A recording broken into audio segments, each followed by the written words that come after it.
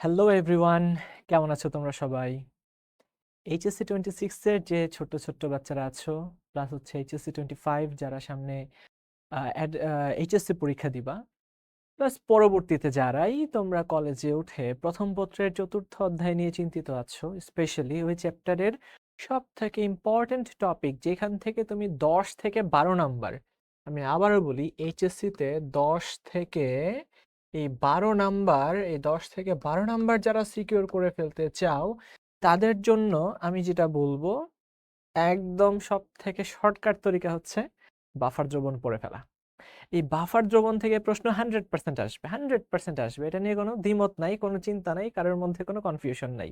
ঠিক আছে, তো আমি ভাবছি বাফার দ্রবণের কনসেপ্ট, এটা কিভাবে কাজ করে, প্লাস অ্যাডভান্সড কিছু প্রশ্ন নিয়ে তোমাদের সামনে হাজির হয়ে যাই, আর তোমাদেরকে এক লেকচারে সবকিছু শেষ করে দেই। ঠিক আছে, অলরেডি আমার কাছে এগুলো লেখা আছে সবকিছু, জাস্ট আমি তোমাকে বুঝায় দিয়ে দিব। ঠিক আছে, তাহলে প্রথমে চিন্তা করে দেখো বাফার দ্রবণ কাকে বলে।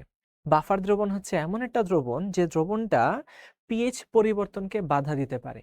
ঠিক আছে, বাফার মানে হচ্ছে টু রেজিস্ট। রেজিস্ট মানে কি? রেজিস্ট মানে হচ্ছে বাধা দেওয়া। তো কাকে বাধা দিবে? পিএইচ পরিবর্তনকে বাধা দিবে।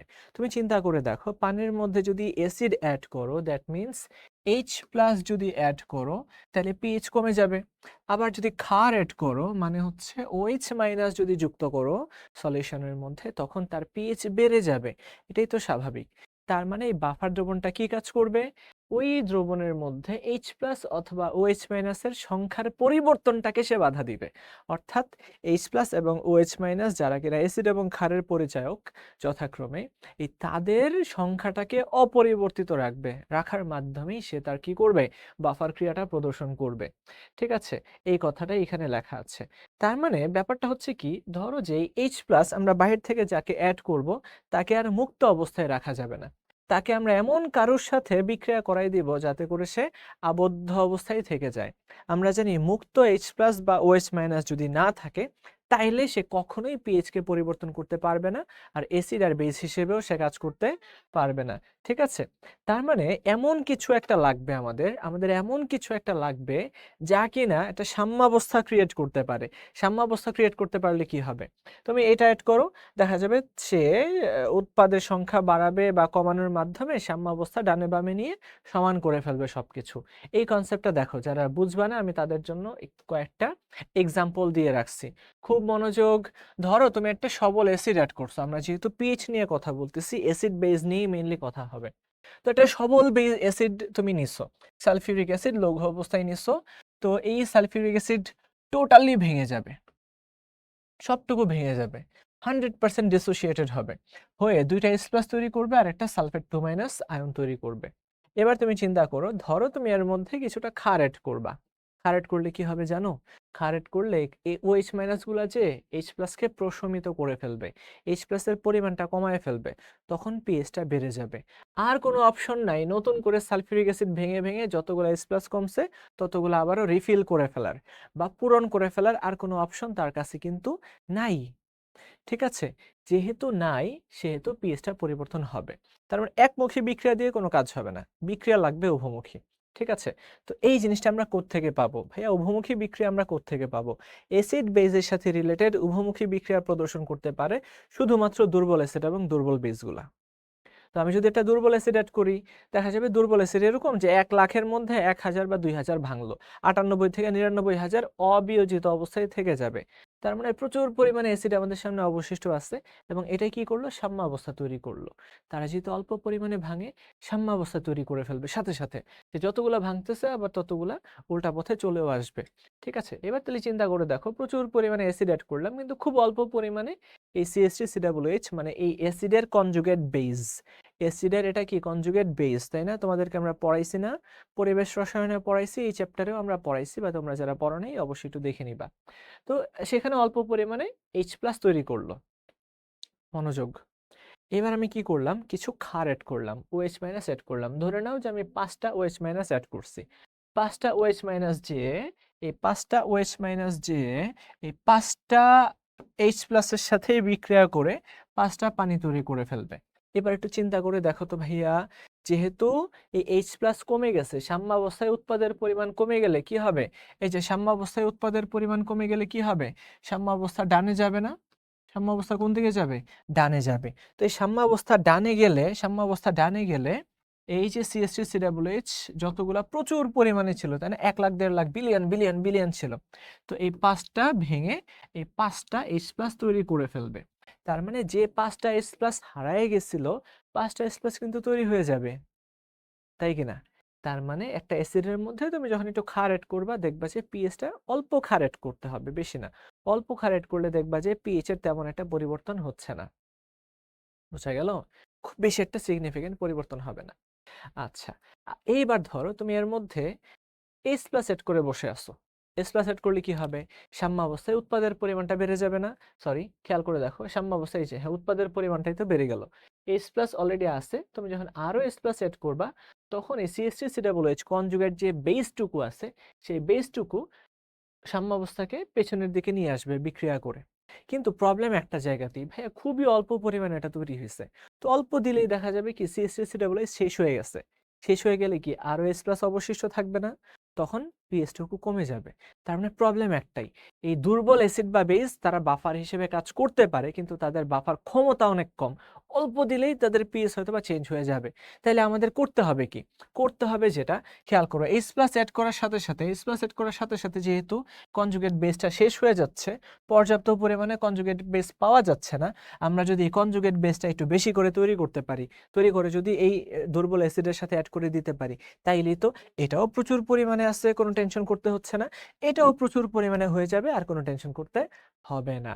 তার মানে OH- অ্যাড করলে যেরকম পিএইচ অপরিবর্তিত রাখছে, H+ অ্যাড করলেও তখন সে পিএইচটাকে অপরিবর্তিত রাখতে পারবে। তখনই আমরা এই কাজটা করে ফেললাম যে এই অ্যাসিডের সাথে একটা কনজুগেট বেস অ্যাড করতে হবে। কিন্তু কনজুগেট বেস একটা সিঙ্গেল আয়ন তুমি কখনোই কোনোভাবে পাবা না বা তৈরি করতে পারবা না। তোমাকে কি করতে হবে? এই যে হয় সোডিয়াম হাইড্রোক্সাইডের সাথে বিক্রিয়া দিতে হবে, potassium hydroxide, rubidium, lithium, calcium, কোন একটা ক্ষারের সাথে বিক্রিয়া করে এই লবণটা তৈরি করতে হবে। তাই কি না? তার মানে এই অ্যাসিডটাকেও রাখতে হবে, এই লবণটাও তৈরি করতে হবে। এই লবণটার মধ্যেই আমাদের কনজুগেট বেসটুকু উপস্থিত আছে। তাই না? তাহলে কাজ কি করতে পারি? এই বাফার দ্রবণ তৈরি করার জন্য আমরা যদি এক পাত্রে এই কাজটা করতে চাই, একটা পাত্রে যদি আমরা বাফার দ্রবণ তৈরি করতে চাই, দেখো একটা পাত্রে যদি কাজটা করতে চাই, তাহলে কি করব? একটা দুর্বল অ্যাসিড নিব বা দুর্বল ক্ষার নিব। আমরা দুর্বল অ্যাসিড নিয়ে ধরো প্রথম উদাহরণটা দিচ্ছি। এটা 100টা নিলাম। তখন আমরা একটা ক্ষার নিয়ে নিব, শক্তিশালী ক্ষার। এই ক্ষার ধরো নিলাম 50টা। তখন এই 50টা ক্ষার 50টা অ্যাসিডের সাথে বিক্রিয়া করে 50টা লবণ আর পানি তৈরি করলো। ঠিক আছে? এবার চিন্তা করো তো, আমরা যদি এই সোডিয়াম হাইড্রোক্সাইডটাকে বেশি নিয়ে নিতাম, তাহলে কি হইতো? তাহলে কিন্তু সবগুলো অ্যাসিডকে শেষ করে ফেলতো, আর কোনো অ্যাসিড অর্থাৎ এই জিনিসটা আর অবশিষ্ট থাকতো না। দ্যাট মিনস তোমরা ধরতে পারছো যে সোডিয়াম হাইড্রোক্সাইড বা এই যে ক্ষার বা আমরা যে OH মাইনাসটাকে নিচ্ছি, অ্যাকচুয়ালি ভাইয়া OH মাইনাসটুকুই এই H+ এর সাথে বিক্রিয়া করে পানি তৈরি করবে আর আমাদের কনজুগেট বেসটুকুকে মুক্ত করে ফেলবে। অ্যাসিড থেকে কনজুগেট বেসটাকে কি করবে? ফ্রি করবে, আলাদা করবে। তার মানে এই হাইড্রোক্সিল আয়নটাকে অবশ্যই লিমিটিং হইতে হবে। হাইড্রোক্সিল আয়নটা যখনই ভাইয়া লিমিটিং হবে, ঠিক তখনই আমরা দেখতে পাবো অবশিষ্ট কিছু অ্যাসিড থেকে যাবে, আর তখন আমাদের কনজুগেট বেসও তৈরি হবে। অ্যাসিড তার কনজুগেট বেস, এই দুইটা সমন্বয় যখনই হবে, তখনই সে বাফার হয়ে যাবে। তার মানে আমরা দেখতে পাচ্ছি এই যে একটা অ্যাসিড, এর সাথে তার কনজুগেট বেস আছে, যেহেতু অ্যাসিড আছে এটাকে আমরা বলবো অম্লীয় বাফার। এই অম্লীয় বাফার মানেই তার পিএইচ আমরা বের করে দেখব, পিএইচটা 7 এর কম হবে। আর তুমি যদি দুর্বল একটা ক্ষার নাও, তার সাথে তার কনজুগেট অ্যাসিডকে অ্যাড করো, তাহলে এটাকে আমরা বলবো ক্ষারীয় বাফার। ওই বাফারের পিএইচটুকু আবার 7 এর বেশি হবে। তাহলে আমরা ক্ষারীয় বাফার কেমনে তৈরি করছি? এই যে অ্যামোনিয়াম হাইড্রোক্সাইড এখানে অ্যাড করছি, এর সাথে ধরো যে HCl নামক একটা শক্তিশালী অ্যাসিডকে নিছি, তখন অ্যামোনিয়াম ক্লোরাইড তৈরি হয়েছে আর পানি তৈরি হয়েছে। অর্থাৎ এটাও থাকবে প্লাস তার কনজুগেট অ্যাসিডটাও থাকবে। ঠিক আছে? তাইলে এইবার আমরা একটা কাজ করে ফেলি, এই বাফারটা কিভাবে তার পিএইচটাকে অপরিবর্তিত রাখে সেটা নিয়ে আমরা কথা বলবো, অর্থাৎ বাফার কৌশল নিয়ে কথা বলবো। ঠিক আছে? তাহলে খেয়াল করে দেখো, রক্তের বাফার, রক্তের বাফারকে আমরা কি বলি? ভাই এটা হচ্ছে বাইকার্বনেট বাফার। ঠিক আছে? এই বাইকার্বনেট বাফার এটা দেখতে অম্লীয় বাফার হলেও তার পিএইচটা 7 একটু বেশি থাকে। এর কারণ আছে, আমি কারণটা বলবো না। খেয়াল করে দেখো বাইকার্বনেট বাফারে কি থাকে, আমাদের সেল বা কোষের মধ্যে শ্বসনের পর যে কার্বন ডাইঅক্সাইড তৈরি হয় এটা ব্যাপনের মাধ্যমে কোথায় বের হয়ে আসে, তাই না? বাইরে। বাইরে চারপাশে যে আমাদের রক্ত রস আছে, সেই রক্ত রসে কিন্তু কার্বন ডাইঅক্সাইড দ্রবীভূত হয়ে কার্বনিক অ্যাসিড তৈরি করে। আর সেখানে প্রচুর পরিমাণে দেখবা যে ক্ষার থাকে, ঠিক আছে? ওই ক্ষারগুলা কি করে জানো? ওই ক্ষারগুলাই এই কার্বনিক অ্যাসিডটাকে সোডিয়াম বাইকার্বনেটে কনভার্ট করে ফেলে। আরো কথা আছে, কার্বনিক অ্যাসিড নিজেও কিন্তু ভেঙে বাইকার্বনেট তৈরি করে। তার মানে মেইন কাজ হচ্ছে কার্বনিক অ্যাসিড আছে আর বাইকার্বনেট আছে। তো কার্বনিক অ্যাসিড তো দুর্বল অ্যাসিড, সে প্রচুর পরিমাণে আছে কিন্তু সে ভাঙে অল্প অল্প পরিমাণে, সে H+ তৈরি করলো আর বাইকার্বনেট তৈরি করলো। কিন্তু এই যে আমাদের রক্তের যে প্রোটিনগুলো আছে, কিছু ক্ষার আছে, তারা কার্বনিক অ্যাসিডটাকে সে সোডিয়াম বাইকার্বনেটে কনভার্ট করে ফেললো। ভাই এটা তো শক্তিশালী একটা সল্ট, সে কমপ্লিটলি ভেঙে আমাদের এই কনজুগেট বেসটা প্রচুর পরিমাণে তৈরি করে ফেললো। দ্যাট মিন্স কার্বনিক অ্যাসিডও প্রচুর পরিমাণে আছে, বাইকার্বনেটটাও প্রচুর পরিমাণে আছে। আর বাস্তবে এই বাইকার্বনেটের সংখ্যাটা এই অ্যাসিডের চেয়ে কমসে কম 14 থেকে 15 গুণ বেশি থাকে। সেই জন্যই পিএইচটা 7 এর বেশি চলে যায়, কনজুগেট বেসটা বেশি থাকার কারণে। আচ্ছা, তাহলে আমরা একটু চিন্তা করে দেখি, আমরা ধরো কিছু পরিমাণে অম্লীয় খাবার খেয়ে ফেললাম, ধরো যে অ্যাসিডিক খাবার একটু বেশি খাইছি, তখন কি হইলো? তখন আমরা H+ এর পরিমাণটা আমরা অ্যাড করলাম একটু বেশি, তাই না? মানে H+ যদি যুক্ত হয়, চিন্তা করে দেখো H+ সে তো এই কনজুগেট বেজের সাথেই কাজ করবে নাকি? এই কনজুগেট বেজের সাথেই সে যুক্ত হবে। H+ যে কনজুগেট বেজ বাইকার্বনেটের সাথে যুক্ত হয়ে কার্বনিক অ্যাসিড, অবিয়োজিত অ্যাসিড তৈরি করে ফেললো। অর্থাৎ সাম্যাবস্থাটা বামে গেল। এই যে খেয়াল করে দেখো, তুমি যখন H+ অ্যাড করছো, H+ এর সাথে যুক্ত হয়ে বামে চলে আসলো। আর এটা তো প্রচুর পরিমাণে আছেই, তুমি যাই H+ অ্যাড করো তাই বাইকার্বনেটের সাথে যুক্ত হয়ে কার্বনিক অ্যাসিড, অবিয়োজিত অ্যাসিড তৈরি করে ফেললো। ভাইয়া অবিয়োজিত মানেই হচ্ছে পিএইচে আর তার কোনো কন্ট্রিবিউশন নাই। বোঝা গেল? অবিয়োজিত মানে কি? পিএইচে আর তার কোনো কন্ট্রিবিউশন নাই। আচ্ছা, এবার তুমি চিন্তা করো, ক্ষারীয় খাবার খেয়ে ফেললা। এমন কিছু ফলমূল আছে, কিছু খাবার দাবার আছে যেগুলো ক্ষারীয়। তার মাধ্যমে হাইড্রোক্সিল আয়নটা আমাদের রক্তে গেল। রক্তে গেলে এই হাইড্রোক্সিল কি করবে? তার সাথে যে যুক্ত, তার সাথে যে রিলেটেড, এই যে এই ক্ষারটা H+ এর সাথে যে যুক্ত হবে, যুক্ত হয়ে তো পানি বানায় ফেলবে। ভাইয়া রে, এই যে যখনই আমাদের ক্ষার যে H+টাকে শেষ করে ফেললো, তখন কি উৎপাদের পরিমাণ কমে গেল। লা-শাতিলিয়ারের নিয়ম অনুযায়ী কি হবে? বিক্রিয়ক ভেঙে ভেঙে তখন ডান দিকে অগ্রসর হবে, অর্থাৎ সাম্যাবস্থা ডানে গেল। তো যতগুলা H+ অ্যাড করছি, যতগুলা OH- অ্যাড করছি, যতগুলা H+ কমছে, ঠিক ততগুলাই বাইকার্বনেট ভেঙে আবারও এটাতে চলে আসবে। অর্থাৎ H+ এর সংখ্যাটাও সে অপরিবর্তিত রেখে দিবে। দ্যাট মিন্স এই আমাদের রক্তের যে পিএইচ আছে 7.4, এটা একদম সব সময় মেইনটেইনড হয়। কোনো কারণে যদি ফিজিওলজিক্যাল কোনো কারণে ধরো যে H+ বেশি তৈরি হওয়া শুরু করছে, আমরা দেখি যে মাঝে মাঝে ল্যাকটিক অ্যাসিডোসিস হয়, বুঝছো? অ্যালকালোসিস হয়ে যায়। এই সমস্ত কেসে কিন্তু হিউজ পরিমাণে চেঞ্জ হয়ে যেতে পারে, তখন মানুষ মারা যাবে। তার এনজাইমগুলোর ক্রিয়া ব্যাহত হবে, মানুষ মারাও যেতে পারে। তো এই কার্বনেট বাফার এর পাশাপাশি ফসফেট বাফার আছে, প্লাস হচ্ছে প্রোটিন বাফার আছে। 3টা বাফারের সম্মিলিত ক্রিয়ায় কিন্তু আমরা আলহামদুলিল্লাহ টিকে আছি। আচ্ছা, তাহলে আমরা একটা ক্ষারীয় বাফার নিয়েও কথা বলে ফেলতেছি। দেখো, ক্ষারীয় বাফার একটা অ্যামোনিয়াম বাফার, ঠিক আছে? অ্যামোনিয়াম হাইড্রোক্সাইড একটা দুর্বল ক্ষার, সে ভেঙে সাম্যাবস্থা তৈরি করলো। তার একটা কনজুগেট অ্যাসিড অ্যামোনিয়াম প্লাস, সে প্রচুর পরিমাণে তৈরি হলো কনজুগেট অ্যাসিড। তো আমরা যদি এর সাথে আমরা প্রচুর না, অল্প করে আমরা H+ এবং OH- অ্যাড করব। H+ যুক্ত করলে কি হবে? সে শুরুতেই H+ যে শুরুতেই OH- দেখবে, OH- এর সাথে যুক্ত হয়ে পানি তৈরি করে ফেলবে। যেহেতু ভাইয়া উৎপাদটা কমে গেছে, উৎপাদ কমে গেছে না? উৎপাদ কমে গেলে সাম্যাবস্থা ডানে যাবে। উৎপাদ কমে গেলে যেটা কিনা প্রচুর পরিমাণে ছিল, এটা ভেঙে সাম্যাবস্থা ডানে যেয়ে যতটুকু H+ কে OH- কে কমাইছিল, ঠিক ততটুকু OH- আবার তৈরি হয়ে যাবে। আবার চিন্তা করে দেখো, আমরা যদি ক্ষারীয় বাফারের মধ্যে ক্ষার এড করি, তার মানে আমি উৎপাদ বাড়াই দিছি। ভাইয়া উৎপাদ বাড়াই দিলে সাম্যাবস্থা বামে যেয়ে কি হয়ে যাবে? এই OH- যেটা এক্সট্রা আমরা অ্যাড করছিলাম, সেটাও প্রশমিত হয়ে যাবে। বুঝা গেল? আচ্ছা, ঠিক আছে, আমরা বুঝতে পারছি। এরপরে অ্যাডমিশনে বা এইচএসসিতেও সবথেকে বেশি কনফিউশন তৈরি করে ফেলে যে প্রশ্নগুলা, সেটা হচ্ছে নিচের কোন মিশ্রণটি, কোন দ্রবণটি বাফার হবে, কোনটা বাফার হবে না। ঠিক আছে? তাহলে মনে করে দেখো তো, দুর্বল অ্যাসিড বা ক্ষার থাকতে হবে, আর তার কনজুগেট উল্টা ক্ষার বা অ্যাসিড থাকতে হবে, তাই না? তাহলে আমরা দেখি একদম প্রথম থেকেই আমরা না দেখে আমরা 4 নাম্বার থেকে দেখি। খেয়াল করে দেখো ভাইয়া, 4 নাম্বার সলিউশনটা একটা বাফার দ্রবণ হবে। কেন হবে? কারণ এই ক্ষেত্রে 200 ml 0.5 মোলার একটা দুর্বল উইক অ্যাসিড আছে, তাই না? উইক একটা অ্যাসিড আছে। এই উইক অ্যাসিডের পাশাপাশি এই যে অ্যাসিটেট কনজুগেট বেজও আছে, কনজুগেট সিবি কনজুগেট বেজও আছে। দুইটাই যদি উপস্থিত থাকে আমরা চোখ বন্ধ করে বলে দিব এটা একটা বাফার হবে। ঠিক আছে, এই দুইটাই উপস্থিত আছে। এবার আমরা 1 নম্বরে যাই। 1 নম্বরটার দিকে তাকাও। 200 ml 0.5 মোলার দুর্বল অ্যাসিড মিথানোইক অ্যাসিড আছে, তার সাথে 200 ml 0.1 মোলার সোডিয়াম হাইড্রোক্সাইড আছে, মানে হচ্ছে OH মাইনাস আছে। আমাদের দেখতে হবে OH মাইনাস বা H প্লাস যেটাই শক্তিশালী অবস্থায় থাকবে সেটাকে কি করতে হবে ভাইয়া, সেটা যেন লিমিটিং হয়ে থাকে। মনে রাখতে হবে ওটা যেন লিমিটিং হয়। ঠিক আছে, তো ওইটাকে কম পরিমাণে থাকতে হবে। তাহলে আমরা গুণ করে দেখি, এই দুটাকে গুণ করে দেখতেছি যে 1 মোল দুর্বল অ্যাসিড আছে। ঠিক আছে, 1 মোল দুর্বল অ্যাসিড আছে। আর আমরা হাইড্রোক্সিল আয়নের সংখ্যা কাউন্ট করে দেখতেছি, মোল সংখ্যা কাউন্ট করলে 0.2 মোল হয়। দ্যাট মিনস ওইটা যেহেতু কম আছে তাই অতিরিক্ত বা অবশিষ্ট কিছু দুর্বল অ্যাসিড থাকবে। তো অবশিষ্ট যদি দুর্বল অ্যাসিড থাকে তাইলেই এটা কি হয়ে যাবে, এটা বাফার দ্রবণ হয়ে যাবে। ঠিক আছে, তার মানে 1 নাম্বারটাও কি, 1 নাম্বারটা হচ্ছে বাফার। 2 নাম্বারটা দেখি। এই ক্ষেত্রে আমরা একটা দুর্বল ক্ষার দেখতে পাচ্ছি। দুর্বল ক্ষারের পাশাপাশি আমরা দেখতে পাচ্ছি একটা শক্তিশালী অ্যাসিড যেখানে H+ এর মাধ্যমে বিক্রিয়া করে কনজুগেট অ্যাসিড তৈরি করবে, অর্থাৎ NH4+ তৈরি করবে। অবশ্যই NH4+ তৈরি করার জন্য এটা কম থাকতে হবে, তাহলে তো সব ক্ষার শেষ হয়ে যাবে। আমরা একটু হিসাব করে দেখি, দুটা গুণ করলে 1 মোল হয়, আর এই দুটা গুণ করলে H+ এর সংখ্যা 0.6 মোল হয়। তার মানে অবশিষ্ট 0.4 মোল ক্ষার থাকবে, অবশিষ্ট 0.4 মোল ক্ষার থাকবে। আর 0.4 মোল আমাদের কি হবে, NH4+ তৈরি হবে, কনজুগেট বেস তৈরি হবে।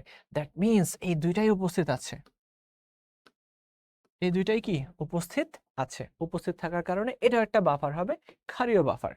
এবার আমরা একটু 3 নাম্বারটা দেখি। ভাই 3 নাম্বারে একটা দুর্বল ক্ষার আছে 1.2 মোল, আমরা কাউন্ট করে দেখছি, দুটা গুণ করলে 1.2 মোল হবে। আর অ্যাড করছি আমরা সালফিউরিক অ্যাসিড। চিন্তা করে দেখো, একটা H+ এসে একটা OH মাইনাসকে প্রশমিত করবে। তো এখানে H+ এর সংখ্যা কত আমরা খেয়াল করে দেখি। তো 300 ml 0.3 গুণ করলে 0.9 হয়। কিন্তু ভাই চিন্তা করে দেখো, একটা সালফিউরিক অ্যাসিড দুইটা H+ তৈরি করে, তাই দ্বিগুণ সংখ্যক H+ তৈরি হবে। তো 1.8 মোল H+ তৈরি হয়েছে ভাইয়া রে। তো 1.2 মোল তো পুরাটা শেষ করবেই, আরো অবশিষ্ট 0.6 মোল অবশিষ্ট H+ থেকে যাবে। তো এটা পুরাই একটা অম্লীয় সলিউশন হবে, বাফার হওয়া তো দূরের কথা। ঠিক আছে, তো এই ক্ষেত্রে এটা বাফার হবে না। ক্লিয়ার সবাই? আচ্ছা, তো এইভাবে কিন্তু কাউন্ট করা শিখতে হবে। এবার আমরা যদি বাফার দ্রবণের পিএইচ নির্ণয় করা শিখতে চাই, সেক্ষেত্রে আমাদের কি যেন লাগে, আমাদের লাগে হচ্ছে হেন্ডারসন হেসেলবাখের সমীকরণ। এই হচ্ছে ভাইয়া হেন্ডারসন হেসেলবাখের সমীকরণ। একটা অম্লীয় বাফারের ক্ষেত্রে তার পিএইচ সমান হবে পিকেএ, তার বিয়োজন ধ্রুবকের নেগেটিভ লগারিদম প্লাস লগ, উপরে থাকবে কনজুগেট বেস। সল্ট মানে হচ্ছে কনজুগেট বেস, অ্যাসিডের কনজুগেট বেস আর ক্ষারের কনজুগেট অ্যাসিড। মনে রাখতে হবে কনজুগেটটাই হচ্ছে ওইটা। আমরা যেহেতু সল্ট হিসেবে পাই, আমরা অনেক সময় লিখে রাখি যে ওটা সল্ট। আচ্ছা, যদি এটা ক্ষারীয় বাফার হয় তার পিওএসটা শুরুতে আমরা নির্ণয় করব।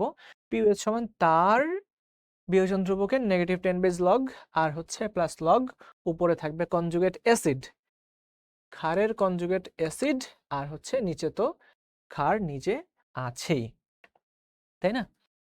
তো আমরা মোল সংখ্যা নিয়ে কাজ করলে এটা আমাদের জন্য ইজিয়ার হবে। ঠিক আছে, এক্ষেত্রে ঘনমাত্রা নিয়ে কাজ করার চেয়ে মোল সংখ্যা নিয়ে কাজ করাটা মোর ইজিয়ার হবে। তো এটার প্রমাণটা খুব ইজি। তোমরা চাইলে এই যে ধরো যে একটা দুর্বল অ্যাসিড নিয়ে তার কে বসাবা, উপরে বিয়োজিত নিচে অবিয়োজিত, আলটিমেটলি গুণ ভাগ করে এই সমীকরণটা চলে আসে, সমীকরণটা ইজিলি চলে আসে। আচ্ছা, এটাকে আমরা বলি হেন্ডারসন হেসেলবাখের সমীকরণ। তো এই সমীকরণ কাজে লাগিয়ে আমরা ম্যাথগুলো সলভ করে থাকি।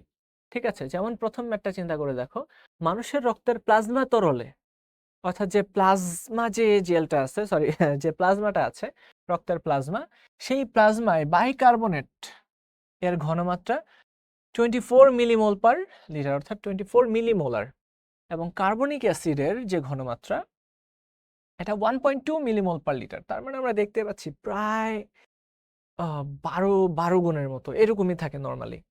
তো এই কনজুগেট বেসটা বেশি থাকে, কনজুগেট বেসটা বাইকার্বনেটের চেয়ে, কার্বনিক অ্যাসিডের চেয়ে বেশি থাকে। তাহলে পিএইচ এর মান নির্ণয় করো।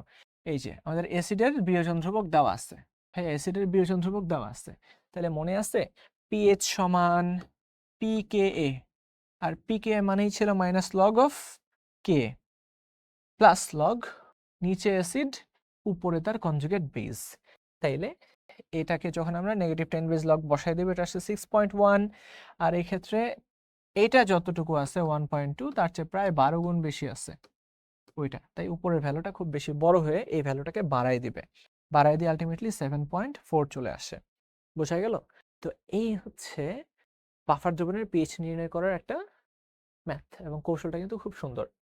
এরপরে খেয়াল করে দেখো, যদি আমরা কোন একটা বাফার দ্রবণে অনেক বেশি পরিমাণে অ্যাসিড বা বেস অ্যাড করে ফেলি, আমরা যদি কোন একটা বাফার দ্রবণে অনেক বেশি পরিমাণে অ্যাসিড বা বেস যুক্ত করি, তখন কিন্তু ভাইয়া বাফারের পিএইচ চেঞ্জ হইতে পারে। ঠিক আছে, আমরা এই রিলেটেড একটা কনসেপ্ট একটু দেখে আসি। ঠিক আছে, এই রিলেটেড যে কনসেপ্ট আছে সেই কনসেপ্টটা আমরা একটু দেখে আসি। চিন্তা করে দেখো, এটা ধরো যে আমরা একটু অতিরিক্ত পরিমাণে অ্যাসিড বা বেস অ্যাড করে ফেললাম, অতিরিক্ত পরিমাণে কি করলাম, অ্যাসিড বা বেস অ্যাড করে ফেললাম। ঠিক আছে, তখন কি হবে, অম্লীয় বাফারে যদি অতিরিক্ত আমরা অ্যাসিড অ্যাড করি, তো নিচে তো অ্যাসিড ছিল তাই না, অ্যাসিডের সাথে অ্যাসিড কি হবে, যোগ হবে, অ্যাসিডের পরিমাণটা বেড়ে যাবে, অর্থাৎ নিচে যে অ্যাসিডটা ছিল সেটা বেড়ে যাবে। আর উপরে ছিল কনজুগেট বেস, বেসের সাথে অ্যাসিডটাকে আমাদের বাদ দিতে হবে। এটা মনে রাখতে হবে, অম্লীয় বাফারে অ্যাসিড অ্যাড করলে অ্যাসিডের সাথে অ্যাসিড যুক্ত হবে, ক্ষারের সাথে অ্যাসিড বিয়োগ হবে। বোঝা গেল? আবার ধরো এই ক্ষারীয় বাফারের আমরা নিচে ক্ষারের তথ্যটাকে রাখি, তো অ্যাসিড অ্যাড করলে কি ক্ষার কমে যাবে না, ক্ষার কমে গেলে কনজুগেট বেস বা উপরে সল্ট আরো বেশি পরিমাণে হবে না, তাই উপরে ওটা যোগ হয়ে যাবে। নিচে যেটা বিয়োগ হবে উপরে সেটা যোগ হবে, মনে থাকবে, বা নিচে যেটা বিয়োগ হবে যোগ হবে, উপরে সেটা বিয়োগ হয়ে যাবে। সেম একদম সবার ক্ষেত্রে প্রযোজ্য। ধরো যে আমরা একটা অম্লীয় বাফারে ক্ষার অ্যাড করে ফেলছি বেশি, তখন পিএইচ তো চেঞ্জ হবে।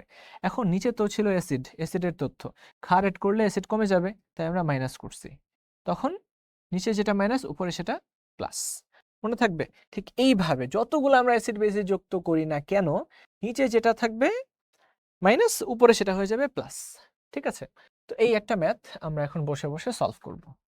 ঠিক আছে, দেখো একটি বাফার দ্রবণ প্রস্তুত করতে 400 ml 0.8 মোলার আমরা CH3COOH অ্যাড করছি, এর সাথে 200 ml 1.6 molar sodium acetate add করছি। তার মানে অ্যাসিড এবং তার কনজুগেট বেস দুইটাই আছে, বাফার তো হয়ে গেছেই। এটা ঝামেলাটা হয়ে গেল, ওই বাফার দ্রবণের মধ্যে না 10 ml অ্যাড করে বসছি একটা অ্যাসিড, হ্যাঁ অনেক বেশি অ্যাড করছি, 10 ml 0.1 molar sulphuric acid add করে বসছি। এটা তো কথা না, সালফিউরিক অ্যাসিডের মধ্যে কিন্তু আবার দুইটা H+ আসে, অর্থাৎ তারও দ্বিগুণ পরিমাণে H+ আমাদের হাতে আসবে। ঠিক আছে, এখন এই বাফার দ্রবণ যখন অনেক বেশি পরিমাণে অ্যাসিড অ্যাড করে ফেলছি, তখন তার পিএইচ কত হবে সেটা বের করতে বলা হয়েছে। এটা একটা অম্লীয় বাফার দেখা যাচ্ছে, এটা একটা অম্লীয় বাফার তাই না, এটা একটা অম্লীয় বাফার। তো দেওয়া আছে কনজুগেট বেসের বিয়োজন ধ্রুবক।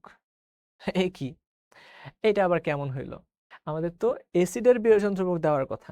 ভাইয়া আমরা জানি, দেখো এটা যদি অ্যাসিড হয় তার বিয়োজন ধ্রুবক Ka, আর এটা তার কনজুগেট বেস, তার বিয়োজন ধ্রুবক Kb। আর আমরা আয়নিক ইকুইলিব্রিয়াম বা আয়নিক সাম্যাবস্থার প্রথম অংশেই পড়ছি, কোন একটা অ্যাসিড এবং তার কনজুগেট বেসের গুণফল 25 ডিগ্রিতে tan ইনভার্স 14 হয়, আর অন্য যে কোনো তাপমাত্রায় পানির আয়নিক গুণফলের সমান হয়।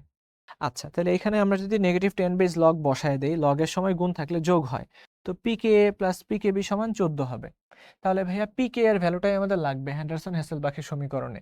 তো পিকে সমান 14, এই তো tan ইনভার্স ইয়ে করলে 14 হয়ে যাবে, 14 মাইনাস পিকেবি। পিকেবি মানে কি, মাইনাস 10 বেস লগ, তো মাইনাস মাইনাসে প্লাস হয়ে গেল, এটা বসাইছি, আলটিমেটলি পিকে এর মানটা পেয়ে গেছি কত, অ্যাসিটিক অ্যাসিডের 4.745 পেয়ে গেছি। তাহলে এবার আমরা সূত্রে বসাই দেই, পিএইচ সমান পিকে প্লাস লগ, নিচে থাকবে অ্যাসিড, উপরে থাকবে কনজুগেট বেস, অ্যাসিডের সাথে যেহেতু অ্যাসিড অ্যাড করা হয়েছে যোগ হবে, কনজুগেট বেসের সাথে বিয়োগ হবে।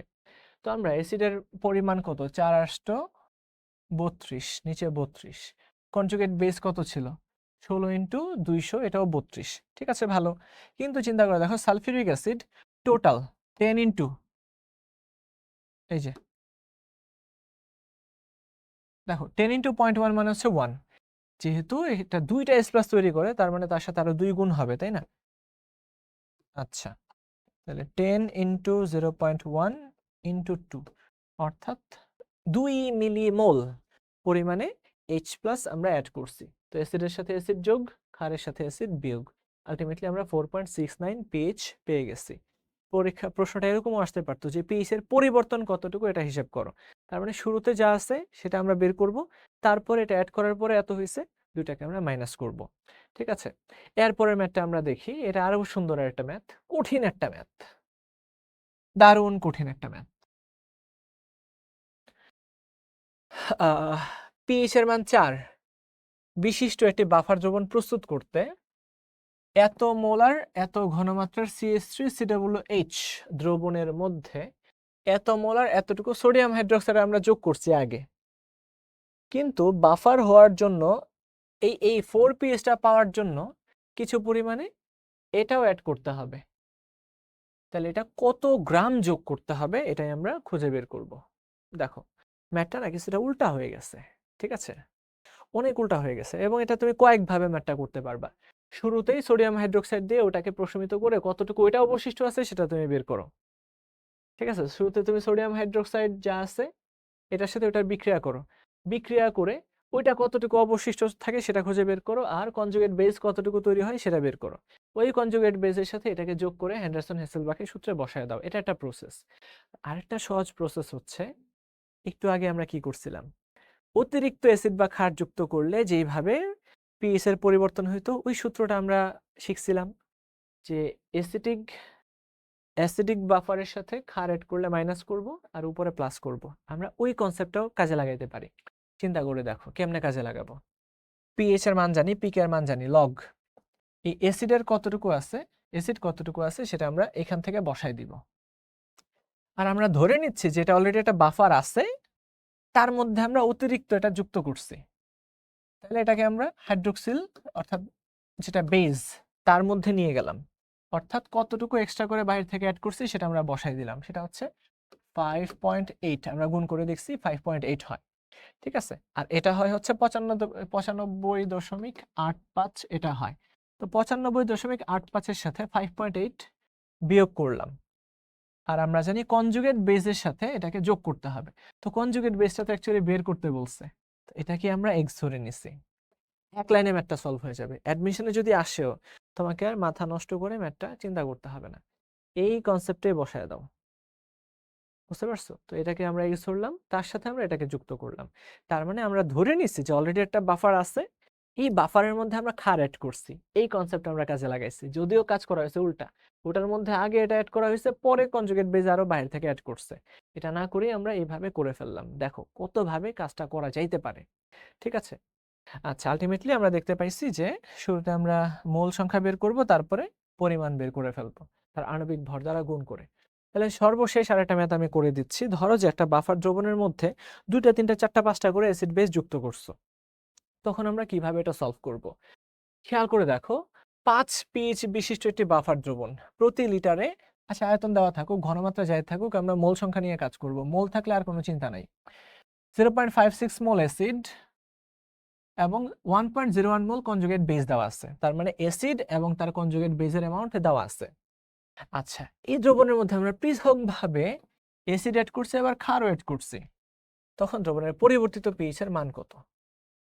ঠিক আছে, পরিবর্তিত পিএইচ এর মানটা কত? তাহলে এবার চিন্তা করে দেখো, এটাও দুই ভাবে ম্যাথটা করা যাবে। তুমি আগে অ্যাসিড বেস কতটুকু অবশিষ্ট থাকবে সেটা তুমি বের করো, বের করে এই যে ক্ষার অবশিষ্ট থাকে, তাহলে তুমি ক্ষার নিচেরটার সাথে ক্ষার বিয়োগ করবা, উপরেরটার সাথে যোগ করবা। এটা একটা প্রসেস। আরেকটা প্রসেস হচ্ছে, চিন্তা করে দেখো ভাইয়া, পরিবর্তিত পিএইচ সমান পিকে প্লাস লগ, নিচে ছিল অ্যাসিড, তুমি যদি অ্যাসিড অ্যাড করো তাহলে যোগ করবা, ক্ষার অ্যাড করলে বিয়োগ করবা। উপরে আছে কনজুগেট বেস, বেসের সাথে অ্যাসিড অ্যাড করলে বিয়োগ, বেস অ্যাড করলে যোগ। সহজ কথায় নিচে যেটা যোগ উপরে সেটা বিয়োগ, নিচে যেটা বিয়োগ উপরে সেটা যোগ। তাহলে যোগ বিয়োগ আমরা কিভাবে বুঝবো? হ্যাঁ, যোগ বিয়োগ বোঝার উপায় হচ্ছে, তুমি অ্যাসিড অ্যাড করলে অ্যাসিডের সাথে যোগ করবা, মানে অ্যাসিডের সাথে অ্যাসিড বেড়ে যাবে, আর অ্যাসিডের সাথে বেস বা তুমি বেসের সাথে অ্যাসিড কমে যাবে, বিয়োগ করতে হবে। তারা বিক্রিয়া করে শেষ করে ফেলবে, এই আর কি। যেহেতু এটা একটা অ্যাসিডিক বাফার, নিচে অ্যাসিড, অ্যাসিডের সাথে যে অ্যাসিডটুকু অ্যাড করছে এটা যোগ করে দিছি, ক্ষারটুকু বিয়োগ করে দিছি, শেষ।